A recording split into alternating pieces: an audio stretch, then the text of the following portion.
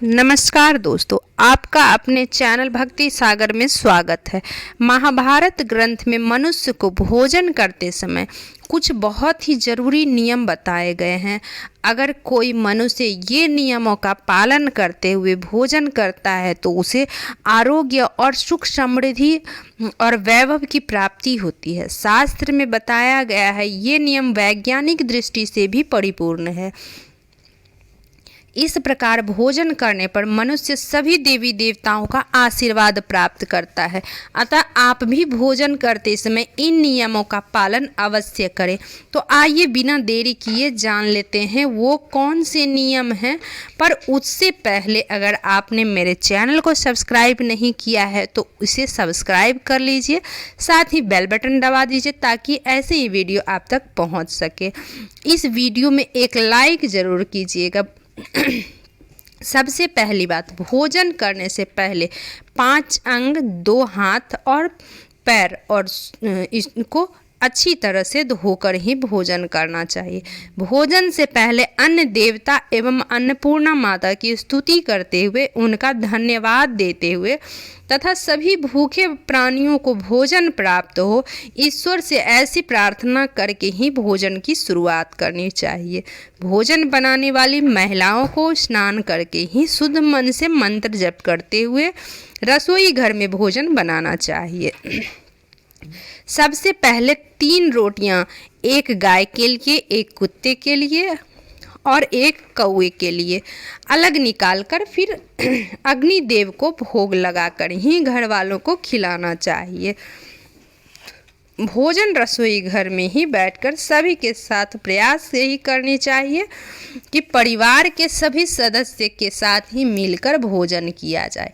नियम अनुसार अलग अलग भोजन करने से रविवार के सदस्य में प्रेम और सभी परिवार के सदस्य में प्रेम और एकता कायम नहीं हो पाती है। भोजन का समय प्रातः और शयन काल ही विधान है, क्योंकि वचन क्रिया ही जठाग्नि सूर्यदेव से 2 घंटे बाद तक एवं सूर्यास्त से 2.5 घंटे पहले तक प्रबल रहती है। जो व्यक्ति सिर्फ एक समय भोजन करता है वह योगी है, और जो व्यक्ति 2 समय भोजन करता है वह भोगी कहा गया है।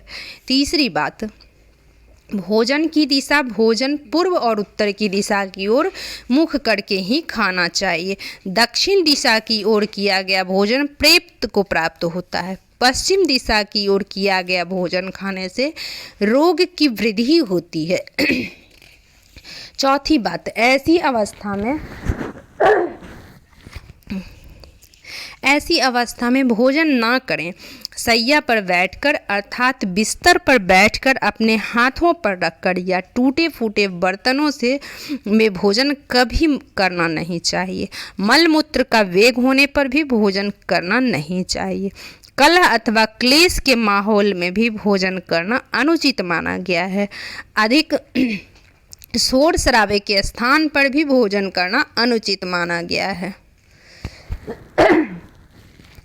पीपल एवं वट वृक्ष के नीचे बैठकर भी भोजन नहीं करना चाहिए।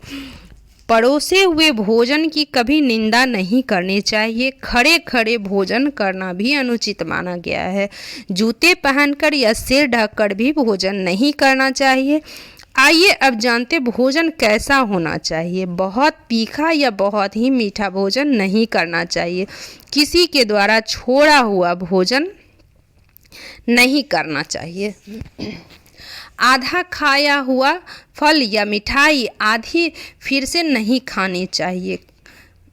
खाना छोड़कर उठ जाने पर दोबारा भोजन कभी करना नहीं चाहिए। जो कोई भी ढिंढोरा पीटकर खिला रहा हो वहाँ पर जाकर कभी भोजन नहीं करना चाहिए। पशु या कुत्ते के द्वारा छुआ हुआ भोजन नहीं करना चाहिए। रजस्वला धर्म के समय परोसा गया भोजन या बनाया हुआ भोजन भी नहीं करना चाहिए, ये भी अनुचित माना गया है। बासी या मुंह से फूंक मारकर ठंडा किया गया भोजन भी करना अनुचित माना गया है। बाल गिरा हुआ भोजन भी ना करें। अनादर युक्त अवहेलना किया गया भोजन भी करना अनुचित है। शराब बेचने वाले का दिया गया भोजन, वेश्या के हाथ का भोजन भी अनुचित है और ब्याज का धंधा करने वाले व्यक्ति का भोजन भी कभी नहीं करना चाहिए। छठी बात, भोजन करते समय ध्यान रखें, भोजन के समय मौन रहें, रात्रि के समय भरपेट ना खाएं। अगर भोजन करते समय बोलना आवश्यक है तो केवल सकारात्मक बातें ही करें। भोजन करते समय किसी भी प्रकार की चर्चा ना करें। भोजन बहुत चबा चबा कर खाएं।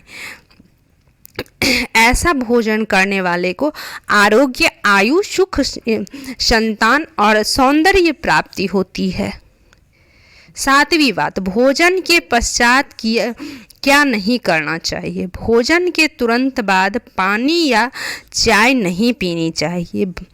भीष्म पितामह ने अर्जुन को संदेशों में कहा गया है, जिस थाली को किसी का पैर लगा जाए उस थाली का त्याग करना चाहिए। जिस भोजन में बाल मिल जाए उस भोजन को करने से दरिद्रता का सामना करना पड़ता है। जिस थाली को कोई लांघ कर गया हो उस भोजन का भी कभी ग्रहण नहीं करना चाहिए। इसे कीचड़ के समान छोड़ देने वाला समझना चाहिए। भीष्म पितामह ने अर्जुन को बताया कि एक ही थाली में भाई भाई भोजन करे तो वो अमृत के समान हो जाता है। ऐसे भोजन से धन्य धान की, स्वास्थ्य और लक्ष्मी की वृद्धि होती है। भीष्म पितामह के अनुसार पति पत्नी को एक ही थाली में भोजन करने को निषेध माना गया है।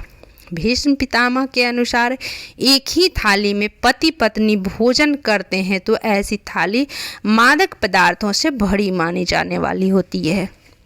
पत्नी को पति के बाद ही भोजन करना चाहिए। ऐसे घर में सुख समृद्धि बढ़ती है। तो दोस्तों, ये थे महत्वपूर्ण बातें जो महाभारत में बताई गई है। अगर ये जानकारी आपको पसंद आई तो वीडियो को लाइक करें, कमेंट में जय मां अन्नपूर्णा जरूर लिखें। धन धान्य की कभी कमी नहीं होगी।